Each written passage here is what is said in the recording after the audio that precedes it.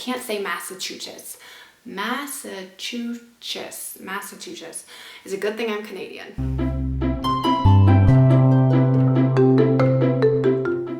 Hello my sweet angels, it's your girl Jay, and today I am here with my part 2 of my May wrap up for 2025. I'm once again in my old bedroom because my room at the new house is not quite set up yet, but you can watch me trying to organize it in my last video, which was my library reorganization part 1, because there is still so much to do in there, but it is fine.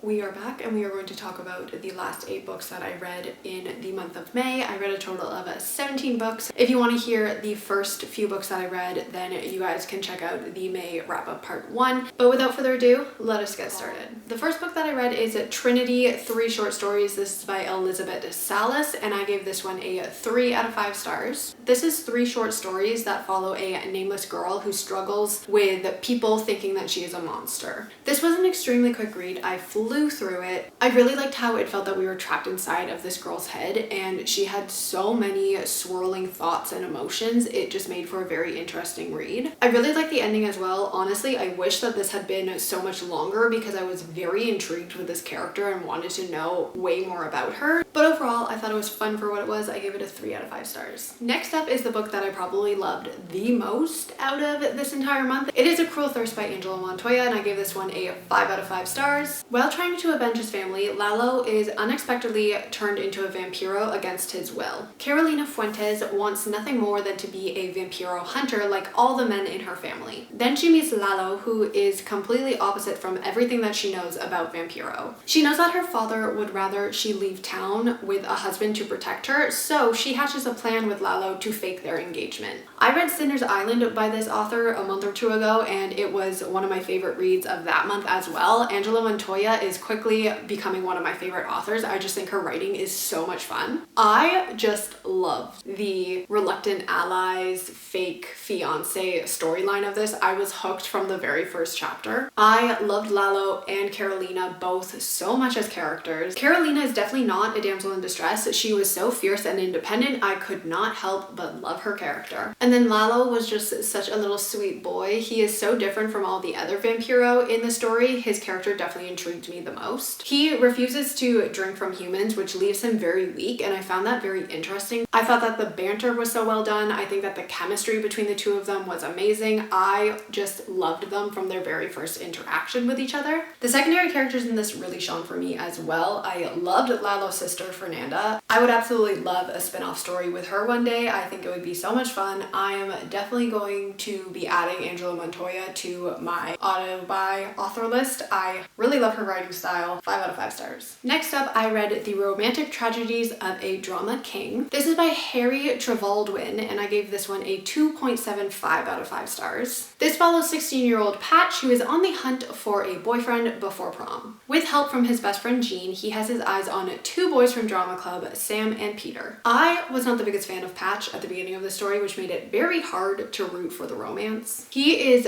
very self-centered, melodramatic, obnoxious, but he does grow on you by the end of the story. I'm very glad that he seemed to mature a little bit as the story progressed. He definitely learned some lessons along the way. I really liked Sam. I think that he was very sweet. I didn't really care for Peter right from the get-go. I did really like the friendships in this though, especially between Patch, Tessa, and Jean. I listened to this on an audiobook, and I do think that that was the way to go with this story because I feel like if I was reading it physically, I probably would have DNF'd it. So I gave it a 2.75 out of 5 stars. It was not my favorite thing I read, but it wasn't a bad book. Next up, I read The Labyrinth of Souls, and this is by Leslie Vedder, and I gave this one a 4 out of 5 stars. There are 7 rules in the kingdom to protect your soul from being taken by the nightmare creatures. The number 1 rule is to never enter the Labyrinth of Souls. Ix Tatterfall is not only able to see the sorrows and nightmare creatures, but she is also able to enter the labyrinth. When a new nightmare named Jack emerges in the labyrinth, souls begin to seep into the waking world. When the Candle Corpse discovers Ix's ability to enter the labyrinth while she is sneaking around, they give her 2 options. She can either be exiled or she can join the corpse. This was a super fun, really cute middle grade read. It does have some similarities to some other books that I've read. It definitely gives off Nightmare Nightmare Before Christmas mixed with Alice in Wonderland vibes. I really loved Ix. I think that she was such a great character to follow. I loved the friendship group that formed between Ix, Ollie, and Morrigan. I thought that the world building was really well done. I think that the lore was very cool. I loved the nightmare creatures and sorrows. I think learning about the 7 different sorrows was very interesting, and I wanted to know more about the realms and their domains. I hope that there's a second installment because I really want to know where the story progresses from here. I give it a 4 out of 5 stars. I really enjoyed it.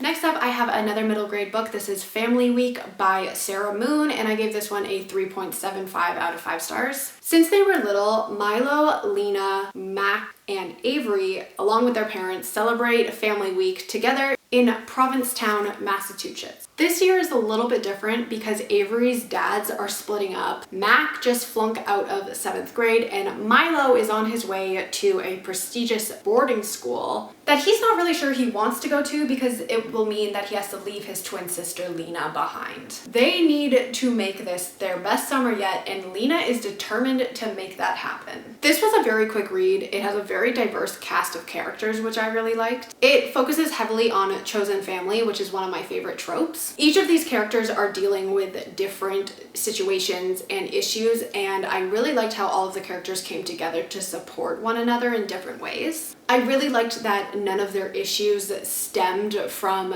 their parents being LGBTQIA plus individuals and focused more on things that everyday children would be experiencing. I really liked how a big part of this book was the fear of growing up and things changing. I think that the author did a really great job of capturing the emotions that come with these changes. I do think that this was a great book. I think that it should be included in middle grade classrooms. I think that a lot of people will find solace in this book.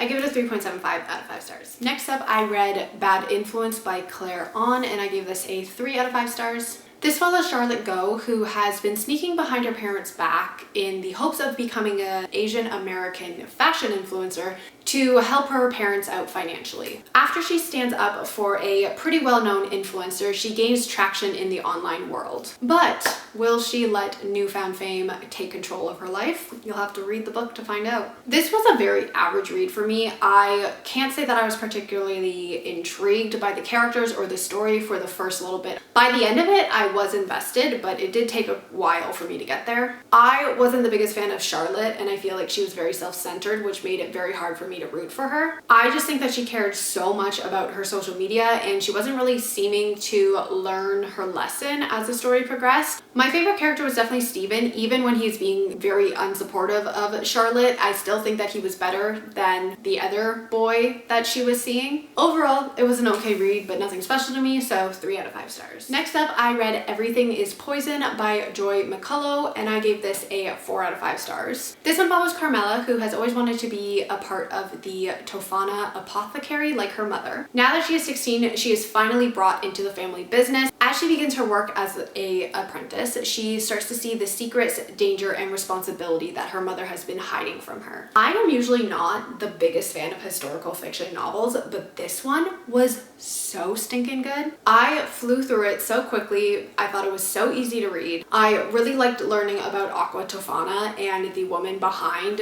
its creation. Julia Tofana was such an interesting character to me, and the fact that she was based off of a real person made her so much more intriguing. I really liked the character growth that Carmela went through as the story progressed. I listened to this on audiobook, which was narrated by the author, which I think made the story better in my opinion. I also really loved the poems that were in between each chapter. I think that that really laid the groundwork for the story to follow. Really enjoyed it. 4 out of 5 stars. The last book that I'm going to be talking about is called Love on Paper. This is by Danielle Parker, and I gave it a 2.5 out of 5 stars. This follows Macy, who is the daughter of 2 very successful authors. Her mother pulls some strings for her to attend a writing retreat with other teens who are hoping to get their stories published. When it is announced that the writing topic will be romance, she is a little bit hesitant. She definitely wasn't prepared to connect so deeply with her critique partner, who just so happens to be Caleb Bernard, who is the son of her parents' rivals. I found this book to be very cheesy, which made it very hard for me to connect with the characters. I am usually a sucker for the enemies to lovers trope, but this one lasted about 2 seconds, which was really disappointing. I also really hated all of the slang and like Gen Z terms that were used in the book. It just definitely took me out of the story. On the bright side, it was a very quick read and I finished it in one sitting, so I will give it that,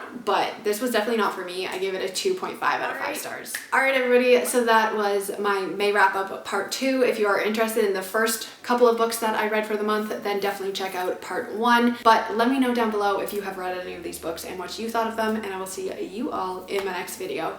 Goodbye!